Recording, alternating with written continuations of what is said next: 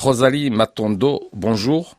Bonjour, Monsieur Dukoumana. Un an après le sommet des trois grands bassins forestiers tropicaux, le Congo vient d'organiser il y a une dizaine de jours une conférence internationale pour la forestation et le reboisement. Quelle est sa valeur ajoutée? C'est pas un sommet de plus, c'est pas une conférence de plus, mais une conférence qui a tenu à examiner toutes les problématiques liées à la forestation et le reboisement pour lutter contre les changements climatiques, mais en même temps aussi permettre aux populations de produire le bois énergie, le bois de service, et puis ensuite également des problématiques liées à la pratique de l'agroforesterie. Donc pour nous, c'était une conférence très importante qui a réuni les politiques, qui a réuni les scientifiques, la société civile, les populations autochtones qui vivent autour et dans ces forêts-là. D'une manière concrète, quelles sont les solutions proposées pour résoudre ces questions? Les propositions faites, c'était déjà de faire adopter une résolution des Nations Unies pour une décennie mondiale de la forestation et du reboisement. Ensuite, proposer à tous les pays de lancer des programmes nationaux d'afforestation et de reboisement pour augmenter les superficies forestières mondiales. Et tous les panels que nous avons eus, nous avons donc eu des discussions concernant les questions sur la tenure foncière, des questions sur les espèces à planter selon les conditions agroécologiques. Donc, c'était vraiment des solutions pratiques que nous avons retenues lors de cette conférence. À chaque fois, lorsqu'il y a de ces grandes messes internationales, il y a toujours des promesses, souvent mirobolantes, qui sont faites par la communauté internationale, mais qui sont rarement suivies des faits. Est-ce que vous avez trouvé cette fois-ci un levier pour que ces engagements soient respectés? Vous avez tout à fait raison, surtout pour nos pays africains. Nous disons toujours et nous dénonçons le fait que les financements internationaux ne sont pas dirigés vers nos pays, alors que nous ne sommes pas à l'origine des effets du changement climatique, nous ne sommes pas à l'origine des gaz à effet de serre, des émissions de gaz à effet de serre. Mais comme vous le savez, nos pays africains sont des pays vulnérables aux effets du changement climatique et normalement, on devait accueillir les financements de la communauté internationale, ce qui n'est pas le cas. Vous savez également que dans nos pays, surtout les pays du bassin du Congo, le taux de déforestation est très faible. Donc, nous n'avons pas créé la déforestation dans nos pays, mais il faut, je crois, reconnaître ces efforts. Donc, pour nous, c'est un appel très pressant envers la communauté internationale afin que les financements innovants puissent être une réalité sur nos territoires africains, mais également pour les communautés locales et populations autochtones qui vivent de ces ressources forestières. Ces promesses n'ont jamais pratiquement été tenues.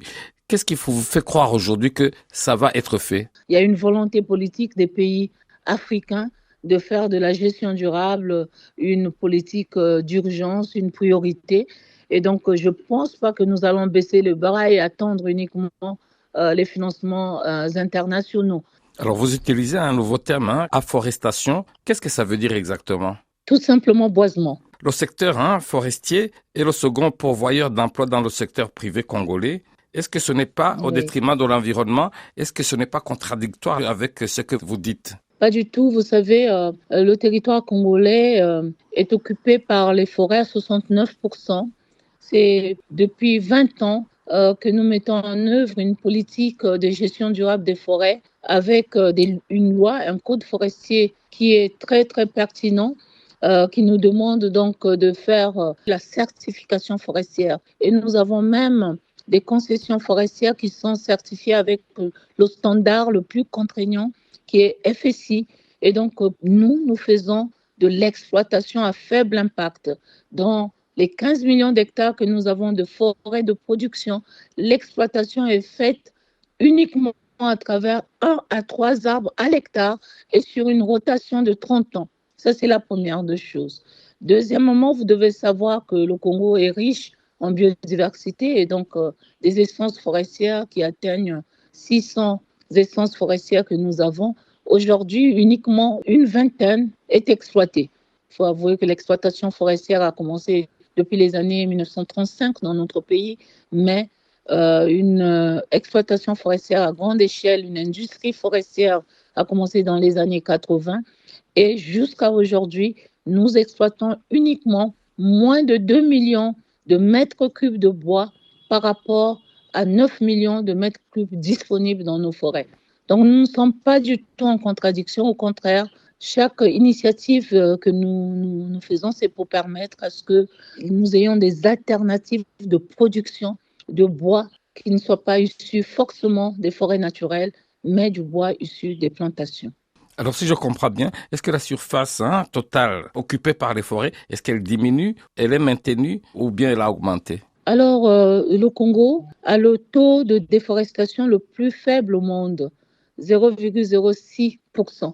Les satellites le montrent, ça peut être prouvé, c'est une réelle volonté politique. Nous augmentons cette superficie forestière à travers le programme national d'afforestation et de reboisement qui a l'ambition de faire 1 million d'hectares de plantations forestières et agroforestières sur des savanes.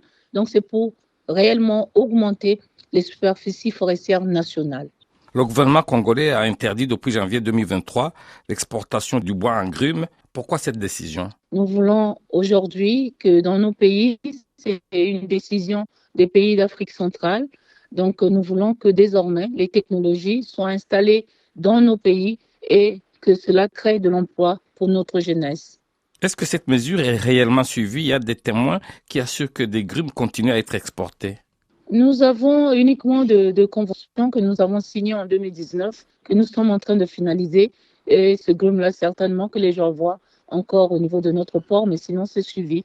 L'interdiction est bien réelle. Et en 2025, ces sociétés-là vont finaliser ces conventions. Quelle est la part qui continue à partir en grumes aujourd'hui? Elle est très faible, de l'ordre de 5 à 10%. Et donc, si je comprends bien, les sociétés ont déjà installé les technologies nécessaires sur place pour travailler le bois. L'avantage de la République du Congo, c'est que dans le Code forestier 2000, toute convention signée pour une concession forestière devait contenir une unité de transformation. Aujourd'hui, le secteur bois apporte de 5 à 6% dans le PIB national. Et nous voulons, à travers les politiques actuelles du nouveau code forestier, la transformation plus poussée du bois, le partage de production. Ça, c'est aussi une nouvelle réforme que nous mettons en œuvre. Nous voulons que cette participation du secteur bois dans le PIB national puisse augmenter jusqu'à au moins 20%. Rosalie Matondo, merci. Merci, Monsieur Dikoumana. Au revoir. Au revoir.